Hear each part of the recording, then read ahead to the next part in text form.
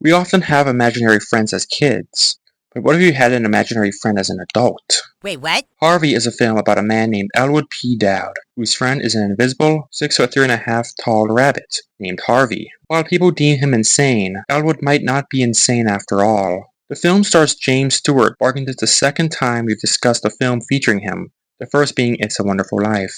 It also stars Josephine Hull, among others. The film is directed by Henry Koster and is based on Mary Chase's Pulitzer Prize-winning play of the same name. Released in 1950, Harvey received positive reviews and was a box office success. James Stewart was nominated for Best Actor at the Oscars, and Josephine Hull won Best Supporting Actress, also earning a Golden Globe. This film has a TV sequel also starring James Stewart, and a TV remake featuring Harry Anderson and Leslie Nielsen. This video will not compare the TV sequel and the film, but will instead analyze the original film.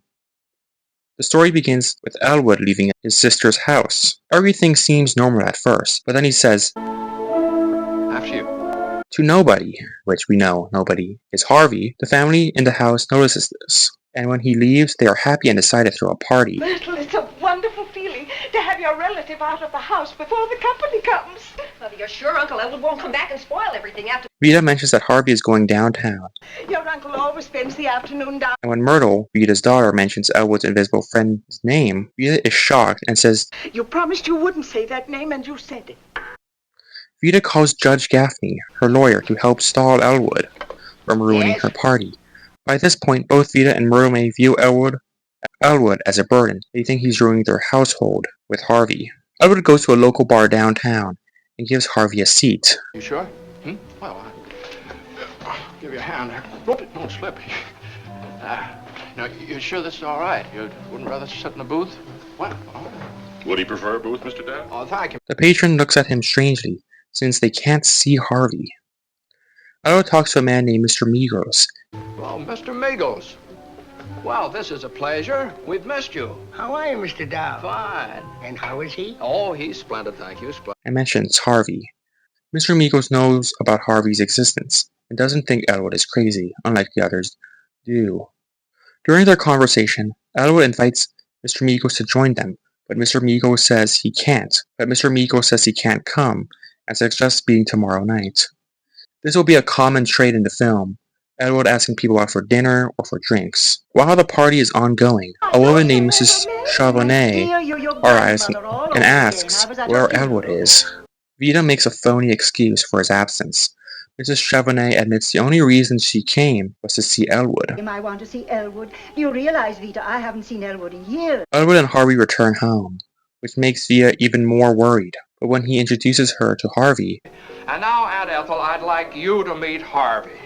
she becomes disturbed and leaves. Elwood then introduces Harvey to the other guests, causing them to leave and ruining Vita and Myrtle's party. Having had enough of Elwood, Vita and Myrtle decide to commit him to a sanitarium. At the sanitarium, Vita speaks to Dr. Sanderson, explaining Harvey as a rabbit, though she claims to see him. Every once in a while, I see this big white rabbit myself. Metaphorically Isn't that speaking, terrible? during their conversation, the doctor mistakenly believes Vita is the insane one, not Elwood. This one is serious. Go after her and take her to 13 Upper West Arm. Yeah, right. And Elwood is released, while Vita is locked up in the sanitarium. Throughout the film, Elwood's personality contrasts sharply with Vita's. Elwood accepts everything with ease and doesn't care about the negative things that happen to him, even when others think he's weird. He's just happy with everything. While Vita is harsh towards him, unable to accept him for who he is, she is on a journey throughout the film to accept Elwood. The sanitarium releases Elwood, and he talks to a doctor trying to introduce him to Harvey, though Dr. Sanderson doesn't hear him. They apologize, and Elwood invites Dr. Sanderson and the nurse for a drink. I'd like to invite you to come downtown with me, and we'll go to a charming little place called Charlie's, and we'll have a drink. Well, I'm sorry, but we're on duty now. Yeah, give us a rain check on it. Some other time we'd be glad to. But they decline, saying another time. By this point of the film, Elwood doesn't care about anything. He doesn't care what people think of him and his friend Harvey. He's a free spirit in life, unfazed by anything, even getting locked up in a sanitarium for a bit. Elwood meets Mrs. Chumley, the head of the sanitarium's wife. They have a nice conversation. He tells her about Harvey, explaining that he's a puka. Chumley, he's a puka. If you don't know, a puka is a mythical creature known for being a skilled shapeshifter, often taking forms of an animal.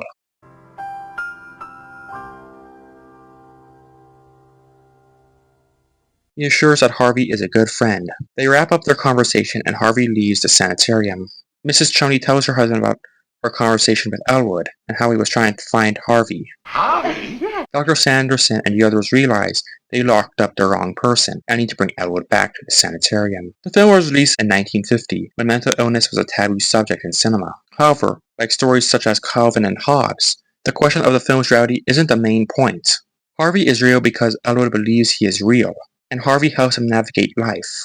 Mrs. Chumley asks Wilson what a puka is. Wilson. Yes, ma'am. What's a puka? What's a what? And he reads the definition from the dictionary. As he reads, the dictionary says, "And how are you, Mr. Wilson?" which shocks him. How are you, Mr. Wilson? Who in the encyclopedia wants to know? This is Harvey's doing. Vita returns home and tells Judge Gaffney about her experience in the sanitarium. Wilson arrives at the house to find Elwood. Elwood returns home with a package in his hand, and they don't notice him arriving. He calls someone about Harvey, setting up a seat at the bar. Elwood unwraps the package, revealing a painting of him and Harvey. Elwood is unaware of what's going on. He's just living life as a normal person, while others think he's weird and crazy. He's simply being himself, while others feel they need to create personas for various reasons. Elwood is just being himself, and that's something anyone can do. Dr. Chumley arrives and talks to Vita, noticing the painting of Elwood and Harvey from the bar, and asks, Oh, is Harvey there? They lie and say Harvey is there, but it doesn't work because Elwood has already seen Harvey come in the bar. Oh, never mind, Vita. Harvey just walked in the door down here. He tells him this before hanging up. Goodbye, Vita. You better look in the bathtub. It must be a stranger. Dr. Sanderson, Wilson, and the nurse enter the bar and see Elwood.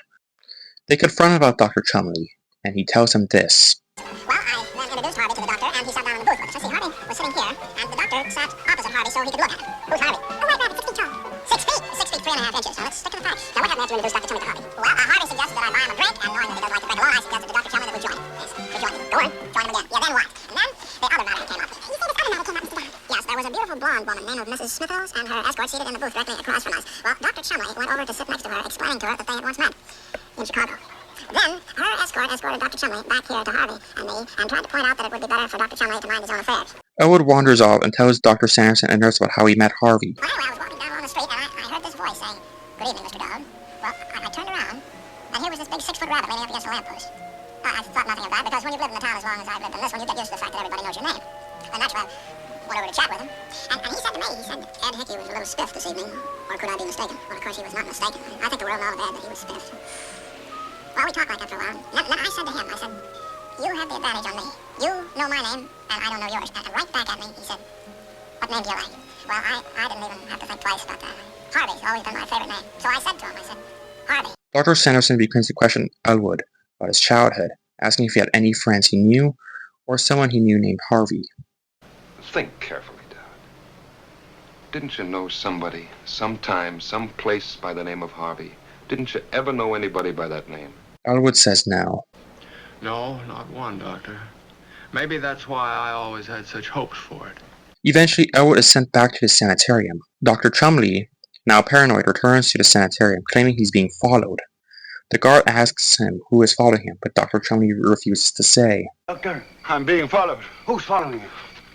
None of your business. Dr. Chumley returns to his office, hearing the door open behind him.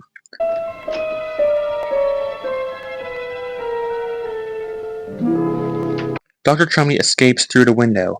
The others ask who's following him. Dr. Chumley says he's being followed. The others ask who's following him, but Dr. Chumley says he won't tell them. I won't tell you. What's he talking about? Forget it. Dr. Chumley asks Elwood to speak with him alone in his office. Dr. Chumley admits that he knows Harvey is real. Oh, finally! And where on the face of this tired old earth did you find a thing like him? You mean Harvey the puka? Yes, it's true. The things you told me tonight. And Elwood explains Harvey's powers. Well, you've heard the expression, his face will stop a clock. Well, Harvey can look at your clock and stop it. And you can go anywhere you like, with anyone you like, and stay as long as you like, and when you get back, not 1 minute will have ticked by. They continue to talk, and Dr. Chumley shares his fantasies. I know where I'd go. Where? I'd go to Akron. Akron, oh, yeah. There's a cottage camp just outside Akron, in a grove of maple trees. Elwood decides to leave the sanitarium before saying goodbye to his friends. Dr. Chumley tells him they are not his friends, but Dr. Chumley insists that he is one of his true friends. Those people are your friends, but I want you to know that I am your friend. Well, thank you, Doctor, and I'm yours. Dr. Chumley explains how they underestimate Elwood. Vida and Myrtle May arrive and talk about Elwood and Harvey concerning ways to stop making him see Harvey. They suggest giving him an injection. The cab driver arrives to collect his fare. Vida tries to find her coin purse but can't. She decides to let Elwood pay and then chooses to stop the injection. Elwood and the driver talk, and Elwood again invites him to dinner. The cab driver tells Vida about how he's driven many people to the sanitarium, saying that afterward they become... After this, he'll be a perfectly normal human being. And you know what stinkers they are. Vida finally realizes her error and decides to stop the injection. Vida finally accepts Elwood for who he is, and she also accepts Harvey for being a real being. If Elwood and Myrtle May and I want to live with Harvey, what is it to you? Oh, finally. This shows that you should always accept someone for who they are, even though they are different from you in many ways, or simply accept someone as family. She finds her coin purse and realizes Harvey did that to save Elwood. As Elwood is about to leave, he sees Harvey on the porch. Harvey tells him that he would like to stay with Dr. Chumley and take him to Akron.